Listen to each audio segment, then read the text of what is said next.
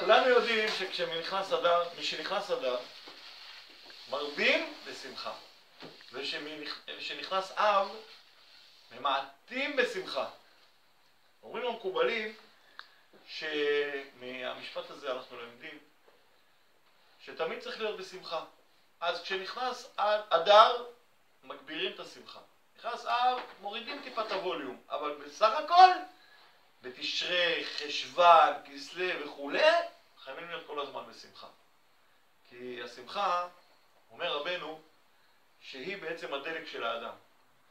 זאת אומרת, שמכונית צריכה מנוע והיא צריכה גם דלק. כי בלי מנוע אי אפשר לנסוע, ובלי דלק גם אי אפשר לנסוע. מה המנוע שלנו? אומר רבנו, אהבת ישראל. ומה הדלק שלנו? שמחה.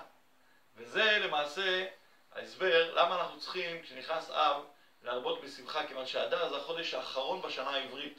השנה העברית מתחילה באלף בניסן, כתוב ראש חודשים ראשון הוא לכם לחודשי השנה. זאת אומרת החודש הראשון זה לא תשרי, אלא בשנה היהודית החודש הראשון תמיד הוא חודש ניסן, כי עם ישראל מעל הטבע, ניסן זה ראשון ניסים.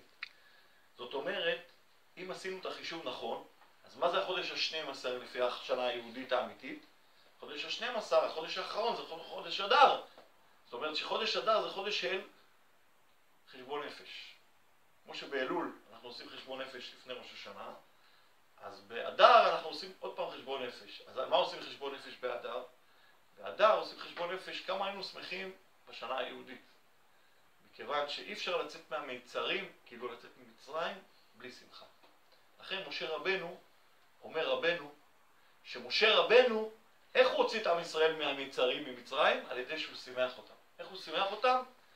הוא בא, עשה למצרים כל מיני מכות, ועשה ניסים, וקרא להם את הים, וכולם היו בשמחה עצומה, ושרו את אז של משה וכו', ואז קיבלו את התורה, וכולם היו בשמחה עצומה. ככה גם נכנסו לארץ ישראל, וככה גם תבוא הגאולה השלמה, תוך הרבה שמחה. לכן חודש אדר זה חודש מאוד מאוד חשוב, וחודש אדר זה ראשי תיבות א' דר.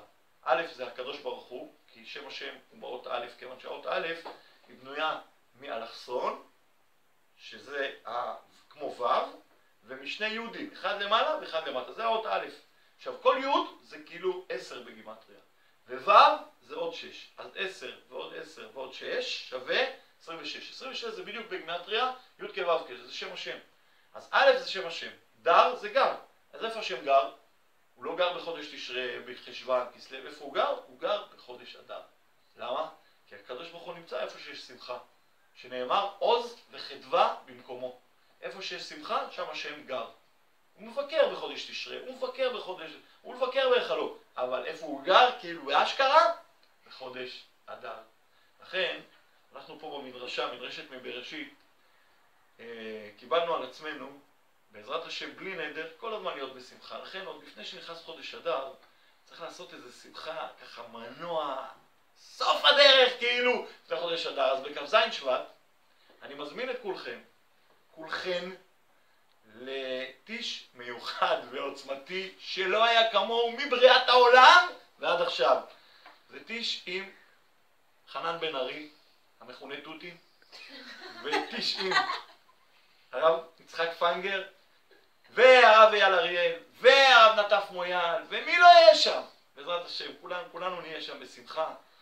וחשוב מאוד להירשם מראש, כיוון שהמקומות הם מוגבלים. חשוב מאוד להירשם מראש לטיש הזה. הטלפונים יופיעו בסוף הסרטון שאתם רואים עכשיו, יש שם טלפון שצריך לפנות אליו, של יהל, ושם פונים או במסרון או בטלפון ומשריינים מקום. זה לא עולה כסף, אבל צריך לשריין מקום, כיוון שאנחנו עושים את זה באולם שהמקומות בו הם שמורים אך ורק למי ששריין מראש. אז אני מזמין אתכם להיות איתנו לפני שנכנס אדר, בכ"ז שבט, יום חמישי. למניינם זה יוצא מה זה יוצא למניינם? 23 לשני למניינם, כ"ז שבט יום חמישי, בשעה 4:30 סגירת דלתות בבית רבקה במכללת חמדת הדרום, וההופעה תהיה בערך עד 6:15, אחרי זה יש הפסקה קלה, ואז יש לנו שיחה מדהימה בעזרת השם עם הרב יצחק פנגר, שכולם מכירים אותו, שידיו רב לו ועזר מצריו תהיה, אדם מאוד מאוד מיוחד, שלהיות אצלו בשיחה זה פותח את הלב, פותח את המוח, ובאמת, ואחר כך כמובן יש את הרב אייל אריאל, שנותן לנו, ייתן לנו בעזרת השם מופע מדהים של עלייה והתקרבות לחודש אדר והכנה לערב ראש חודש אדר, ובעזרת השם אני מאחל לכולם, כל מי שרואה את הסרטון הזה, מאחל לכם שמחה גדולה ובהצלחה גדולה, ואנחנו פה במדרשת מבראשית בחמדת הדרום, מחכים לכם, תהיו ברוכים, שבת שלום וט"ו בשבט שמח.